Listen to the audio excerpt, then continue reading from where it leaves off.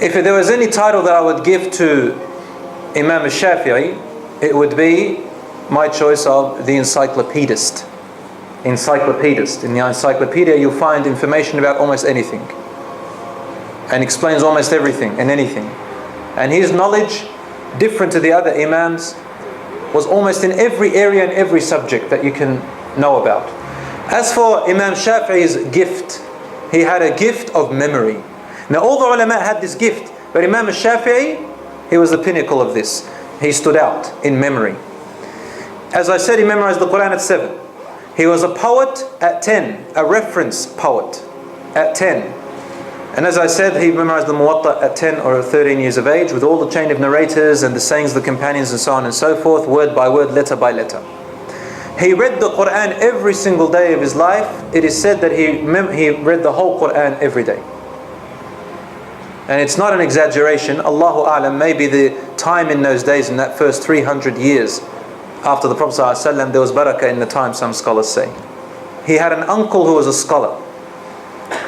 And in those days, they all learned this thing called farasa, ilm al-farasa.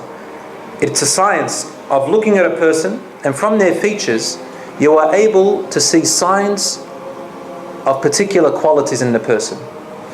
And at the age of about 10 or 11, he says to him, "Son, I see brilliance and intelligence in you." Brothers and sisters, there's something really interesting to know. Imam Ahmad ibn Hanbal considered Imam Shafi'i as what we call mujaddid. He said, Imam Shafi'i mujaddid al-mi'atu thaniya. He is the reformer of the second 100 years. There's a hadith of the Prophet ﷺ which is sahih. He said every 100 years, every century, Allah subhanahu wa ta'ala brings about someone to reform this din, to take the people back to the original teachings of the Prophet ﷺ. People go lost, so instead of sending a prophet, he sends a alim that brings these people back. And the scholars agree that the first mujaddid after the Prophet ﷺ in his first century was none other than the Khalifa Umar ibn Abdul Aziz. The second mujaddid, in the view of many scholars including Imam Ahmad ibn Hanbal, it was Imam Shafi'i. Some people got jealous of Imam Shafi'i.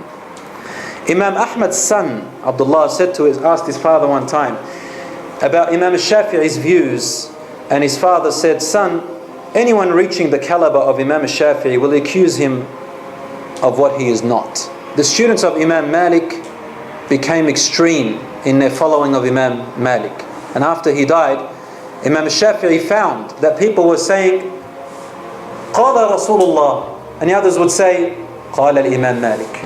And say, "But Imam Malik said, and he knows about the Prophet more than you." Even though something was clear. So Imam Shafi'i wanted to draw a line, came up with the book, and he wrote evidence against some of the errors of his teachers. Because of this, and because of all these different accusations, and because Imam Shafi'i became the top in the world in his time, Imam Malik's students, and this is a problem, they hated him a lot, and they waited for him when he was delivering a dars in the masjid in Yemen. They entered upon him, and after he finished his lesson, they attacked him and they beat him until he became unconscious. He died a few days later. Now the scholars say he didn't die directly from the wounds. So they don't say he was murdered by his students, but he had another disease, another illness, that when he got beaten up, it exacerbated, it made it worse, and then he died. He stayed in his own, he died there. But as a result of that beating up by the students of his great Imam and great master. We call this, there's a word called paradox. Have you ever heard of that word? Paradox. If you fill the cup too much and it spills over, no one likes that. If you have food and you add too much salt in it, it tastes nice with salt. But if you put a kilo of salt in it, the food is ruined. If you put no salt at all, you can't taste it. So anything that goes to extremes becomes, وَالْعِيَاذُ بِاللَّهِ, corrupt and destruction.